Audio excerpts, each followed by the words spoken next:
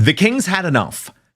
He has finally decided to distance himself from these ongoing claims from quarters, especially of the mainstream media, actually. I would argue pro-Prince Harry and Meghan Markle quarters of the mainstream media, that Charles III is trying to secretly engineer some type of return for Prince Harry and Meghan Markle to this country.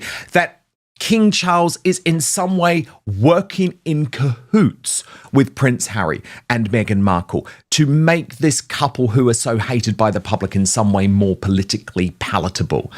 I think the truth about this is very nuanced, actually, but Richard Palmer, former Royal Rota reporter, has decided to really try and distance King Charles from this in a new bombshell article for the newspaper, where he writes, Prince Harry seems to be focusing increasingly on the UK and in tune with his father, although much of that is a coincidence rather than coordinated. There's been no discussion so far about a family reunion when he returns to Britain in July. The Royal News Network has backed that, arguing though a personal reconciliation should never be off the table, an institutional one is impossible. Harry needs to realise that his services are no longer required, and he would be best served to grow up and get a good big boy job. But it's Charlotte Griffiths, actually. Now, she's been an interesting protagonist in all of this, hasn't she? Charlotte Griffiths, little Miss G-string, had the bit of fling with Prince Harry, and now is very much in touch with his friends and pushing this whole idea that actually the royal family want Harry back. And there was a lot of controversy over this story in the Daily Mail. They actually had to change the headline to a question mark. Trust me, it's always bad news when your editors insist on a question mark being added to your headline, because it means that your story isn't really true. But she writes that one of the king's newest and most trusted aides has vowed to repair the rift between Princes William and Harry to spare the monarch from further great pain. Now, this is Theo Rycroft. He's the former diplomat who became Deputy Private Secretary to the King in February. And she reports that he has made it his, quote, number one mission and career ambition to reunite Harry and William. Sources say Mr. Rycroft, married to Flora Astor, half-sister of Samantha Cameron, so this is a well-connected dude, believes the situation has become, quote, effing ridiculous and is keen to resolve it urgently for the king's sake. One source said he thinks it's time to knock their heads together. The mood is not wrong. Theo's a very reasonable guy and incredibly nice, and he completely gets that this is a source of great pain to the king and wants to help him resolve it. He sees his job as helping the king resolve it. His determination comes amid speculation the king may meet Harry when he flies to Britain from his California home in July to help prepare for the Invictus Games in Birmingham next year. That would be a big mistake. Don't do it, Charles. But whether Mr. Rycroft can persuade William to meet his brother, too, may be a tall order. Let me tell you, Charlotte Griffiths, it ain't happening.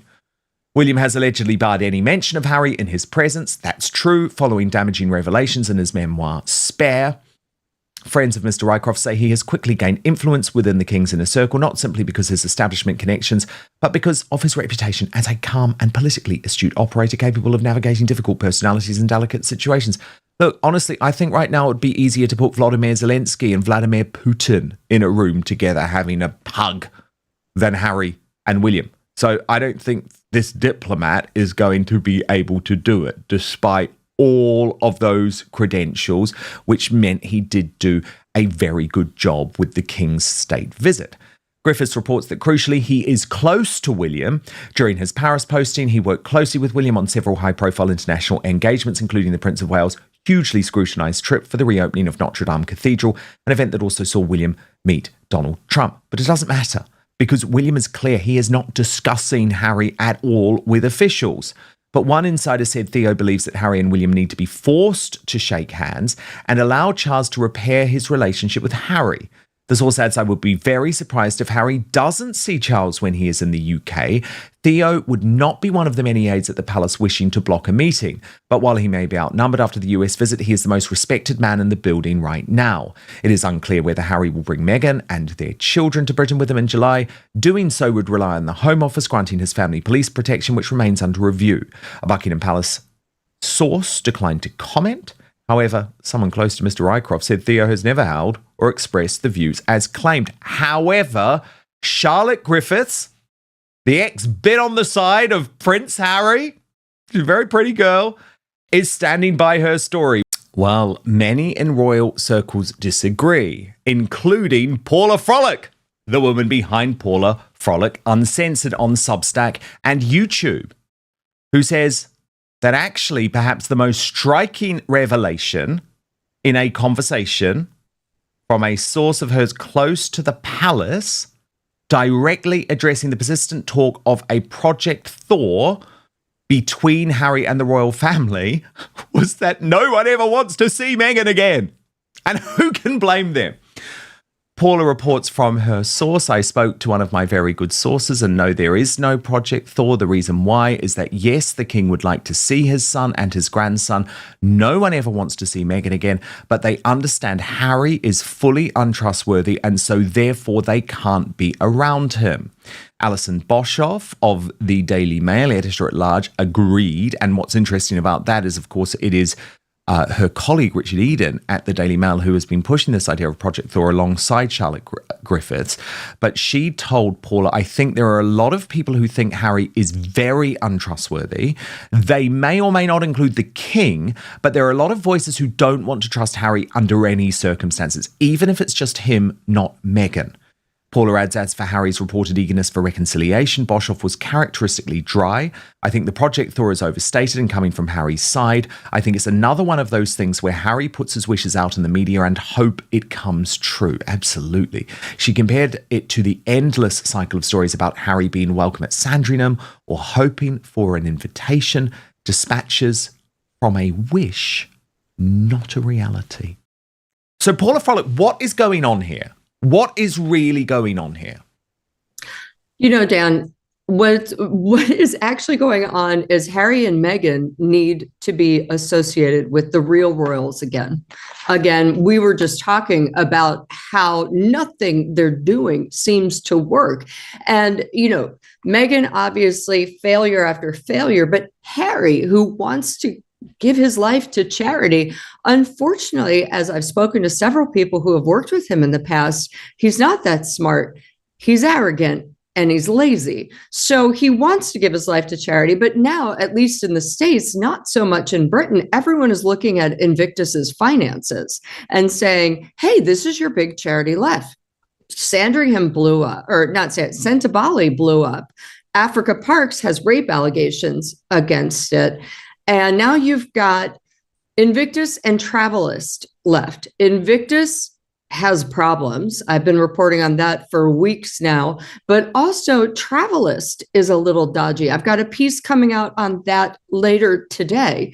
And he doesn't seem to understand that people just want him, to show up, shake a hand. That's what he wants to do. He doesn't understand that actual charity takes work.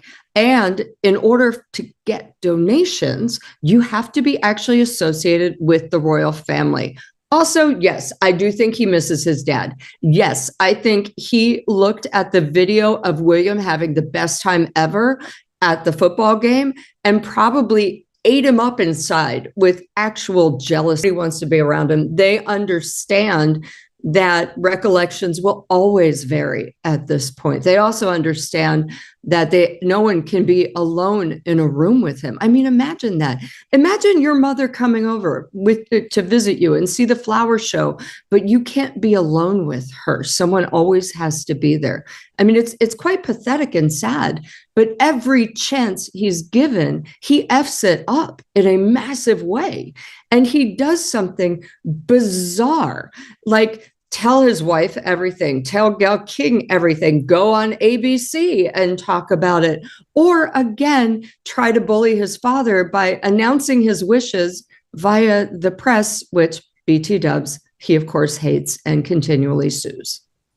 Indeed, and that's why I actually respect Alison Boshoff for being honest with you about this, Paula, even though she is going against the reporting in her own newspaper. I've been really interested. I mean, I used to be a columnist at the Daily Mail, and there's like a civil war at the moment going on within the Daily Mail itself, because you've got different star reporters pushing their own agenda, and it depends who their sources are. And what's very clear is that Charlotte Griffiths has a lot of sourcing. And by the way, I'm not doubting her sourcing. It comes from a lot of people who are very, very close to Prince Harry and want him to be back in the UK. There's not many of those, by the way, but there are a few that do exist.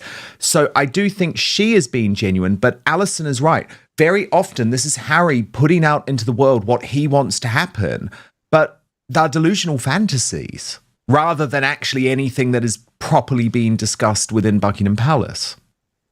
Well, also, let's look at Richard Eden's Project Thaw. That came when a photo randomly dropped, of a Palisade meeting with Meredith.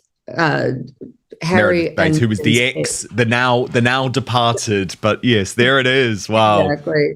In full, probably in full therapy, not paid for by the Sussexes.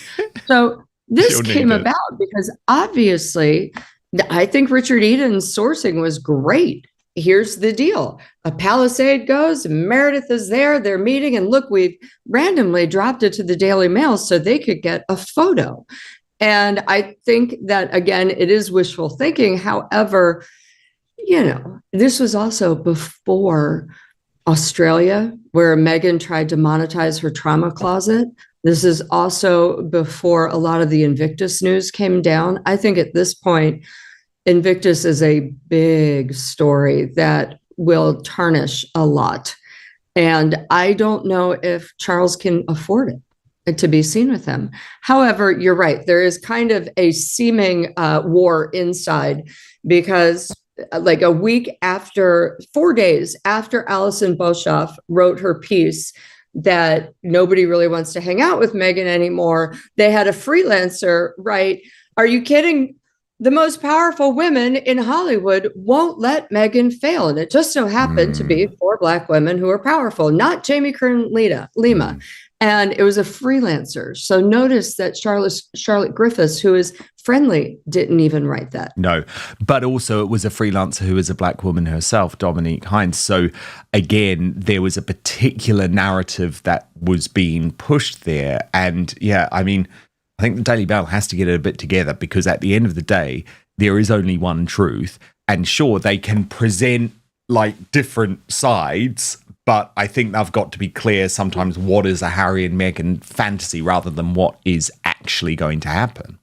Well, which I think they did by putting in a question mark at the end of the title, and I wrote the first story that it was about a month and a half ago that no way Harry was going to be invited to Sandringham. And then, now people are like, he won't meet him. And of course he won't. I mean, do you think there's any, Paula, you've been right across this Invictus Games story. Do you think there's any possibility that the Invictus Games doesn't go ahead next year, or is there just too much riding on this now, given that the British government has pumped in so much money? It sort of has to go ahead despite the Omni crisis. There's a possibility.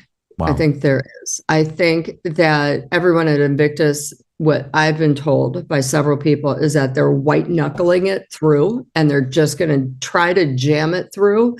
And then at the end, there's going to be a huge reckoning with the organization. However, there are some people who are saying, it shouldn't go through. Look at Melanie Poole, who the OBE and who was, I think, vice chair of the board, stepped down last week. That's a big sign, Dan, that things are not right. Look at their finances. They've only raised $4 million from 11 anonymous corporate sponsors. Now, the corporate and private sponsorship is supposed to match what the government put in. But right now, this is literally a British taxpayer event, which is a big party for Harry. And, oh, by the way, there are some wounded warriors playing games. And historically, in the last couple of years, not a lot of people have gone to go see the actual wounded warriors. Indeed, indeed. Now, speaking of the Daily Mail, I did enjoy Jan Moi ripping apart, but also celebrating the wedding picture release from Prince Harry and Meghan Markle this week. But let's be honest, it was coming from Meghan, wasn't it? The release of these wedding pictures. It all comes from Meghan. She thinks she's the social media guru of the family. And so, you know, she never lets anyone forget she had something called the TIG, which I never knew about until, of course, she started dating Prince Harry. And when I did, I looked at it, it was very derivative of Reese Witherspoon, Goop, whatnot, right? So, of course, she's the one behind all this. Harry, I don't even know if he knows how to work out how to do multiple photos on a post. And she's like, it's cool, Harry. Like, yeah, just let me go and attack the social media giants on Monday, and by Tuesday, I'll be using their platforms to release a whole load of our pictures, which we promised everyone would stay private forever. But Janmoir has described it as behind the royal velvet rope. The headline makes an extraordinary allegation. It suggests that King Charles has effectively rejected Meghan Markle and that the royal family has reached a point where nobody wants to see her again. That is an explosive statement. But there is an important distinction between what commentators say about the royal family and what members of the royal family have actually said publicly. The material we are examining contains extremely strong criticism of Harry's position within the family.